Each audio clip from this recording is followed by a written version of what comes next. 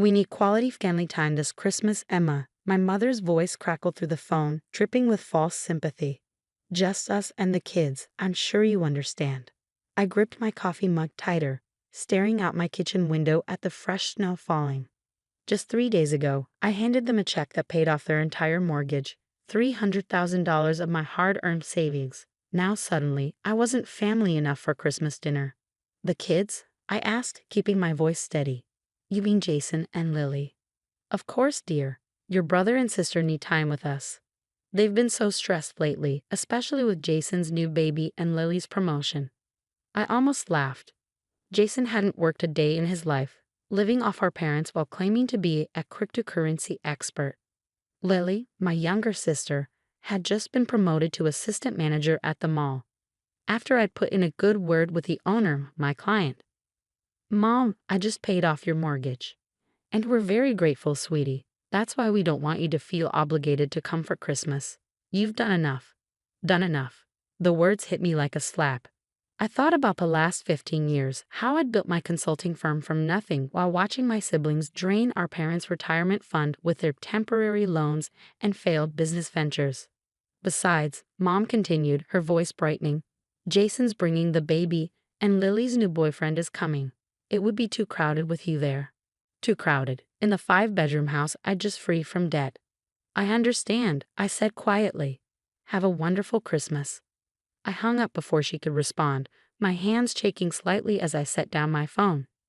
Through my window, I could see the sold sign being planted in front of the house across the street, the one I'd secretly bought last week. My mother's call wasn't a surprise, not really. It followed a pattern I'd known my whole life. Every time I helped the family, they found a way to exclude me. When I paid for Jason's rehab after his 3rd DUI, they had a small family dinner to celebrate his recovery. Without me. When I helped Lily get her job after she dropped out of college, they threw her a party while I was conveniently out of town on business. I was their ATM, their problem solver, their safety net, but never really family. Opening my laptop, I pulled up the mortgage documents I just paid off. There in the fine print was the clause my lawyer had insisted on including. Any major modifications to the property required approval from all parties involved in the mortgage settlement, including me. My phone buzzed with a text from Jason. Heard you're not coming to Christmas. Probably better that way, sis. You know how Mom gets about her perfect family gatherings. Perfect family gatherings, like the ones where he'd show up drunk or Lily had brought her latest deadbeat boyfriend who stole Mom's jewelry. I opened my email and started typing a message to my contractor. The house across the street would need some work before I moved in. But that wasn't my first priority. No, I had other plans for December. Mike, remember those renovation plans we discussed for my parents' house? Let's start next week. Full crew, maximum efficiency. I want everything done before Christmas. I attached the architectural drawings I'd had prepared months ago, along with the legal documents showing my right to modify the property. My mother had wanted quality family time. She was about to get exactly what she asked for, just not the way she expected. Setting down my phone, I smiled at the falling snow. Sometimes the best revenge isn't about getting even. It's about making sure people understand exactly what they've lost. The construction crew arrived at my parents' house early Monday morning. I watched from my rental apartment across the street as my mother ran out in her bathrobe, waving her arms frantically. What are you doing? Stop. We didn't authorize this. Mike, my contractor, calmly handed her the paperwork. Ma'am, these renovations were authorized by one of the mortgage holders. It's all legal. I could see her face change as she read the documents, realization dawning. She immediately called me, but I let it go to voicemail. 10 missed calls later, she sent a text. Emma, what are you doing? You can't just start tearing up our house.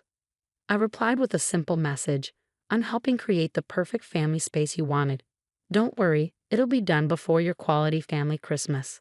The renovations proceeded exactly as planned. The formal dining room, where I'd never been welcome for important family meals, was converted into a state-of-the-art game room. The guest bedroom, where I used to stay before being excluded, became a home theater.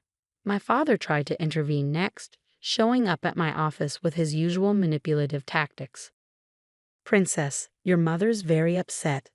This isn't like you, being so vindictive. I looked up from my computer, keeping my expression neutral. Vindictive? Dad, I'm giving you exactly what you wanted. A perfect family home. The game room is for Jason's gaming streams. Since he's such a successful crypto expert, the home theater is for Lily's Instagram reviews. I'm just supporting the family, like always. But we didn't ask for any of this. You never do, Dad. You just take, and then exclude me from enjoying any of it. He left looking defeated, but that didn't stop the parade of family members trying to intervene. Lily showed up next, full of fake concern. Sis, you're acting crazy. Mom's crying every day, watching them change her perfect house. Perfect for who, Lily? The family members who actually get invited to Christmas? She had the grace to look embarrassed. That's not fair. You know how Mom is. Yes, I do know. That's exactly why this is happening. Even Jason tried his hand, calling me during one of his rare sober moments. Emma, come on. Stop this renovation nonsense. You're just jealous because I'm giving them their first grandchild. I laughed. Jealous? Jason, I paid off their house. I'm not jealous. I'm done being used. The renovations continued, each day bringing new changes.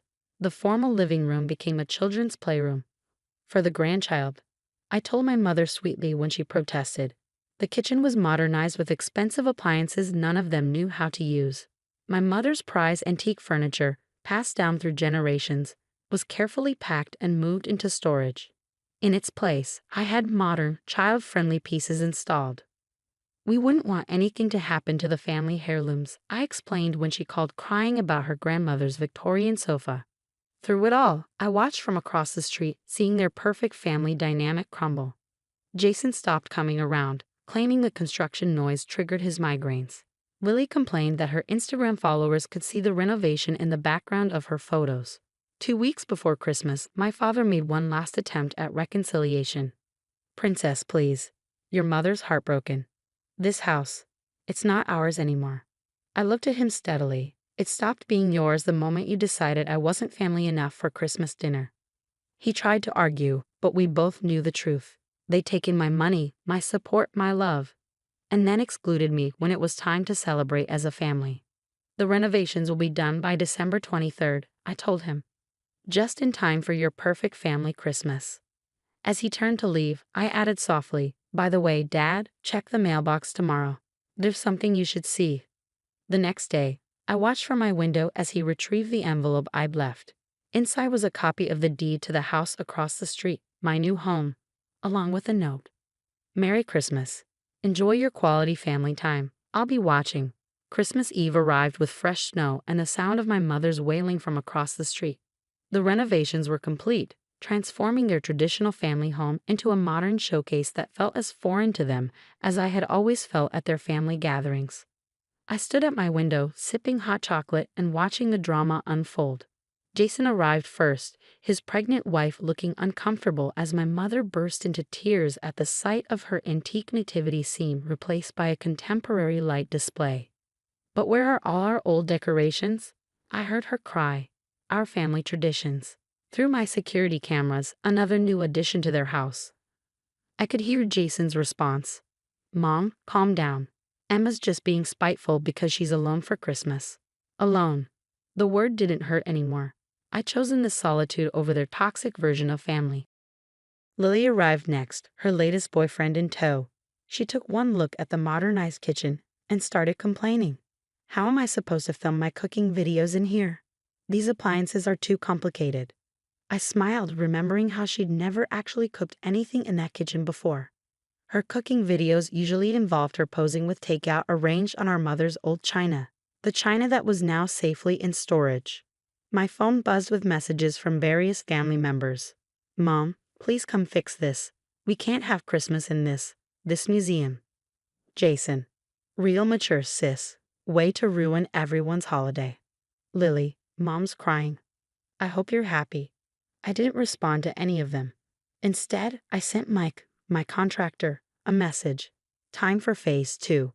At exactly 6 p.m., as my family gathered for their quality time Christmas Eve dinner, the smart home system I'd installed came to life. The lights dimmed and the large smart TV in the living room activated. Through my cameras, I watched their faces as images began playing on the screen, a documentary I created just for them. There was Jason, passed out at last year's Christmas dinner, while I cleaned up his mess. Lily, sneaking out with Mom's credit card, which I later paid off. Dad, asking me for money to cover their mortgage, promising this would be the last time. And interspersed throughout were clips of me, alone at my college graduation because they were attending Lily's dance recital, working late to earn the money they so easily borrowed, celebrating my company's success with colleagues because my family was too busy with quality time.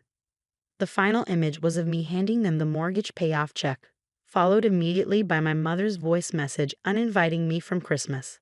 The lights came back up to reveal my stunned family. Through the cameras, I could see my mother sinking into one of the new modern sofas, her face pale.